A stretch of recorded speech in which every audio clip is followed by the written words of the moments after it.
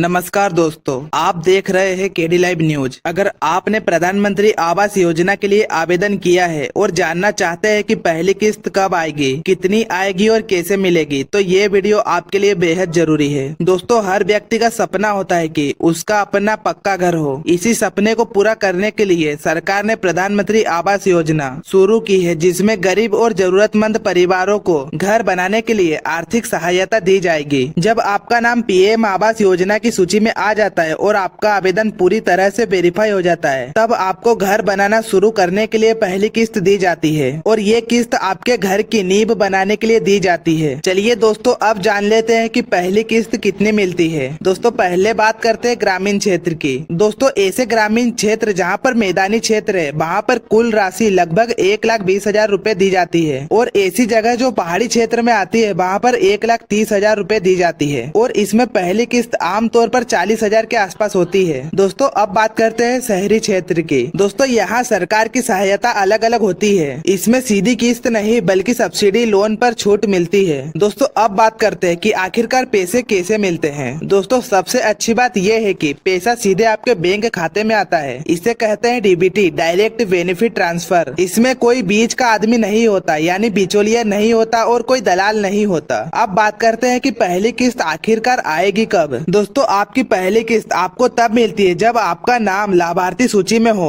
दस्तावेज वेरीफाई हो जाए और जमीन का सत्यापन हो जाए। इसके बाद अधिकारी द्वारा जांच के बाद पैसा ट्रांसफर किया जाएगा। अब बात करते हैं कि पहली किस्त मिलने के बाद आखिरकार क्या करें। दोस्तों, जैसे ही आपको पहली किस्त मिलती है, आपको घर का तुरंत काम शुरू कर देना चाहिए। सबसे पहले घर की नींव डाले, काम की फोटो और जियो टैगिंग होती है। ध्यान रखें, अगर काम सही नहीं हुआ तो अगली किस्त रुक सकती है। अब बात करते हैं कि इसके लिए एलिजिबिलिटी, पात्रता क्या होती है। दोस्तों, आपके पास पक्का घर नहीं होना चाहिए। जी हाँ दोस्तों, अगर आपको पीएम आवास योजना का लाभ लेना है तो आपका पहले से कोई पक्का घर नहीं होना चाहिए। और दूसरी बात, आप गरीब या आर्थिक रूप से कमजोर वर्ग में आते हो और आपका नाम SECC डेटा या पंचायत सूची में होना चाहिए। दोस्तों, अब बात करते हैं कि इस योजना का लाभ लेने के लिए आपके जरूरी दस्तावेज क्या होते हैं। दोस्तों, इसके लिए आपको पहला Aadhaar card, bank passbook, mobile number, आय प्रमाण पत्र और जमीन का कागज जैसे जरूरी दस्तावेज लगते हैं। दोस्तों, अब बात करते हैं कि पीएम आवास योजना का लाभ लेने के लिए कौन सी सावधानियां बरतनी पड़ती है। दोस्तों, जैसे ही आपको पैसे मिलते हैं तो किसी को भी पैसे मत दे। कोई भी एजेंट या दलाल पर भरोसा न करे। योजना पूरी तरह फ्री और पारदर्शी है। अगर कोई पैसा मांगता है तो तुरंत शिकायत करनी चाहिए। दोस्तों, यह योजना सिर्फ घर बनाने की नहीं है, यह आपके सम्मान, सुरक्षा और भविष्य की योजना है। पहली किस्त आपके सपनों की शुरुआत है। इसे सही तरीके से इस्तेमाल करें। और दोस्तों, अगर आपको ये जानकारी उपयोगी लगी हो तो वीडियो को लाइक करें, चैनल को सब्सक्राइब करें और बेल आइकन को दबाएं ताकि ऐसी जरूरी जानकारी आपको मिलती रहे। धन्यवाद। जय हिंद।